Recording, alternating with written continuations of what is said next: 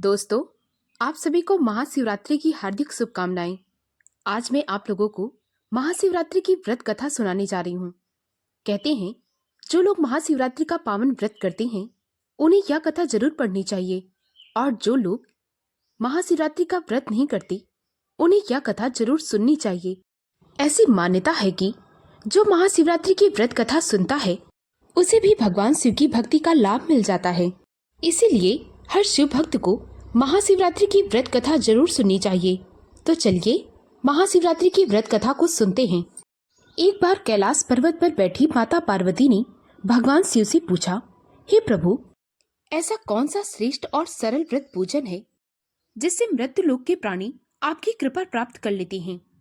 माता पार्वती की बात को सुनकर भगवान शिव ने शिवरात्रि के व्रत का विधान बताकर उन्हें एक कथा सुनाई। एक गांव में चित्रभानु नाम का एक शिकारी रहता था। वह पशु पक्षियों का शिकार करके अपने परिवार को पालता था। वह साहूकार का ऋणी भी था। समय पर जब वह ऋण नहीं चुका पाया तो साहूकार ने उसे बंदी बनाकर उसे सिवमठ में डाल दिया। संयोग से उस दिन महाशिवरात्रि थी। बंदी बना हुआ शिकारी पूरा दिन सिवमठ में भगवान शिव से संबंधित धार्मिक बातें सुनता रहा और उसने महाशिवरात्रि व्रत कथा भी सुनी। जब शाम हुई तो साहूकार ने शिकारी से पूछा, अब बताओ, तुम ऋण कब चुकाओगे। शिकारी ने अगले दिन ऋण चुकाने का वचन दे दिया। साहूकार ने उसकी बात मान ली और उसे छोड़ दिया। दिन भर भूखे प्यासे रहने के बावजूद भी शिकारी जंगल में शिकार करने के लिए चला गया। वह एक जलाशय के किनारे पहुंचा। उसने देखा कि वहां पर एक पेड़ है। उसने जलाशय से पीने के लिए थोड़ा जल लिया और उस पेड़ पर जाकर बैठ गया। उसे पूरी उम्मीद थी कि कोई ना कोई जानवर अपनी प्यास बुझाने के लिए वहां जरूर आएगा।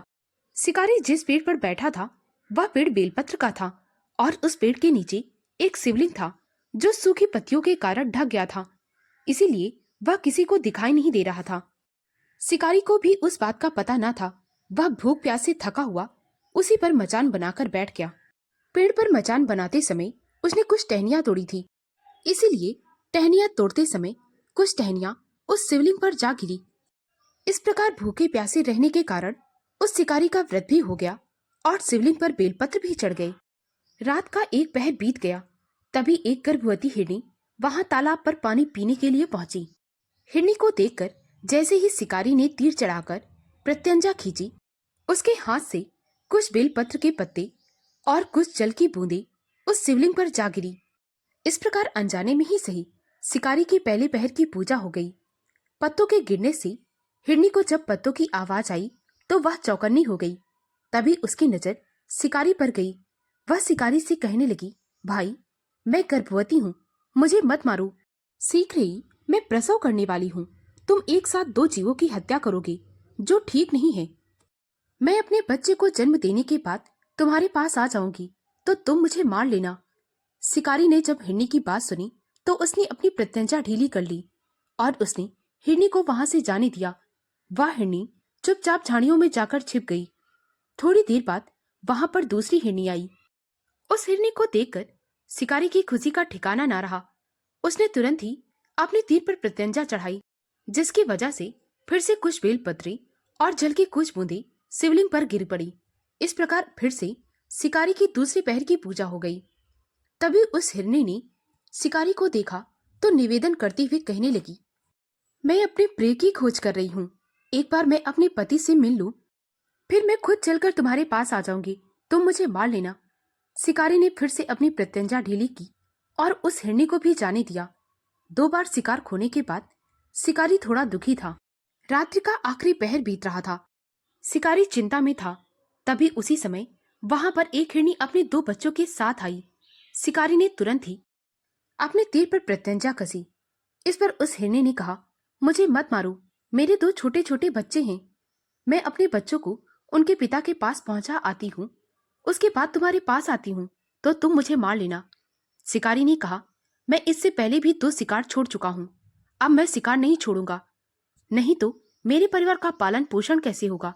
मैं यह अपने बच्चों के लिए कर रहा हूँ। इस पर हिरनी ने कहा, जिस प्रकार तुम्हें तुम्हारे बच्चे प्यारे हैं, उसी प्रकार मुझे मेरे बच्चे प्यारे हैं। मैं अपने बच्चों के लिए तुमसे कुछ देर का जीवन दान मांग रही हूँ। यह सब सुनकर शिकारी का मन पिघल गया। उसने हिरनी को वहां से जाने दिया। शिकार ना मिलने की वजह से वह शिकारी परेशान होकर पेड़ के पत्ते तोड़ तोड़कर उस शिवलिंग पर डाल रहा था। इस प्रकार अनजाने में ही सही स्वतः उसकी तीसरे पैर की भी पूजा हो गई। थोड़ी देर बाद शिकारी ने देखा कि सामने से एक हष्ट-पुष्ट हिरन चला आ रहा है।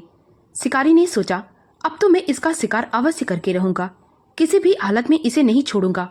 शिकारी ने उस पर प्रत्यंचा कसी।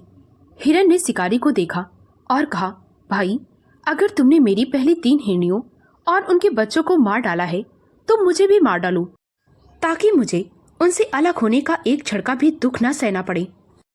मैं उन हिरनियों का पति हूँ, और यदि उन्हें तुमने जीवन दान दिया है तो मुझे भी कुछ क्षण का जीवन दान देने की कृपा करो। मैं थोड़ी देर उनसे मिलकर तुम्हारे पास हाजिर हो जाऊंगा। शिकारी ने उसकी बात सुनकर सारी कथा उसे सुना दी। शिकारी की बात सुनकर हिरन ने कहा, मेरी तीनों पत्नियां जिस प्रकार प्रतिज्ञाबद्ध होकर गई हैं, मेरी मृत्यु से वे अपने धर्म का पालन नहीं कर पाएंगी। इस प्रकार जैसे तुमने उन पर विश्वास करके उन्हें छोड़ा है, वैसे ही मुझे जाने दो। हम तुम्हारे सामने जल्द ही प्रस्तुत हो जाएंगे। अब उपवास, रात्रि जागरण और शिवलिंग पर जल और बेलपत्र चढ़ाने के बाद शिकारी का हिंसक हृदय परिवर्तित हो चुका था। उसमें भगवत शक्ति का वास हो गया था। शिकारी के हाथ से धनुष और बाण गिर गया। थोड़ी देर बाद हिरन अपने परिवार सहित शिकारी के सामने उपस्थित हो गया। वे सब शिकारी से कहने लगे, अब तुम हमारा शिकार कर लो।